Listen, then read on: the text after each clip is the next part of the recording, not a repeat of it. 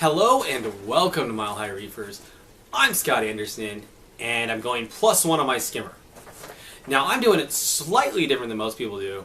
Most people, when they go +1 on the skimmer, they buy a slightly bigger skimmer than they actually need. Well, I'm actually just adding a whole nother skimmer out there.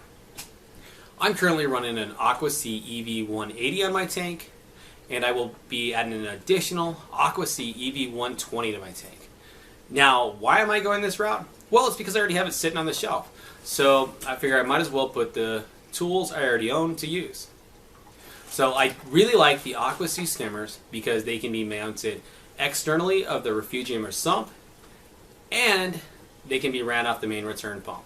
So that makes it really convenient for my application. So come check out what I did. So I'm dual skimming now. It's awesome. So I know most people would just run one skimmer. I've got two going because that's what I had, and since I had an extra skimmer, why not use it, right? But the way I plumbed it in was I hooked up two valves to control the water flow in, and then I added a little cup on the back. This is my old BRS biopellet reactor container. It probably isn't the permanent fix, but that's what I'm using right now. The water just drains out of the excess water, or skimmate drains out of the cup into there, and then I can just easily rinse it. But it's heavy, it won't fall over, so that's what I'm using for the time being. If you're not familiar with an AquaC EV180, I love these skimmers because I can run them externally. The way they work is they take a big water flow, and then it injects it into the water column, and that's what creates the foam. It's like if you take a hose over a bucket and spray it down and you get foam coming up. That's the exact same principle here, except with salt water it works much, much better. They are incredibly bulletproof. Really, this is all you ever have to clean. Take that out, clean out the injector inside of there, and that's about all you ever have to do to these things. To adjust one, you can adjust the air in, you can adjust the water in, or you can use the gate valve to adjust the water level. Super simple skimmers. I found them to be very effective, and now I'm running two.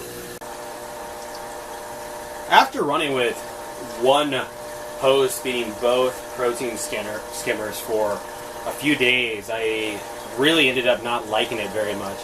I just couldn't deliver enough water to each protein skimmer to run it at its full efficiency.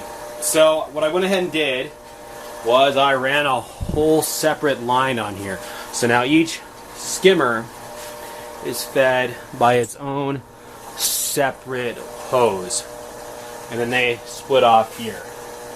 So that way I've got 3/4 inch hose going to each skimmer, and I can get the full amount of power running to each skimmer. So it's working out really well. I'm really happy with it.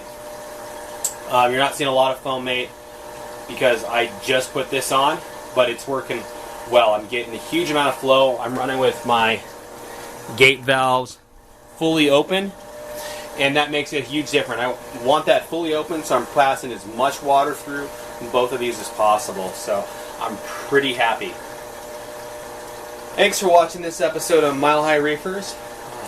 I think this is going to work out really well for me. If you haven't subscribed yet, go ahead and do that. I continue to put more videos out there. And if you like this video, hit the thumbs up button. I'd really appreciate that. And we'll see you on the next episode.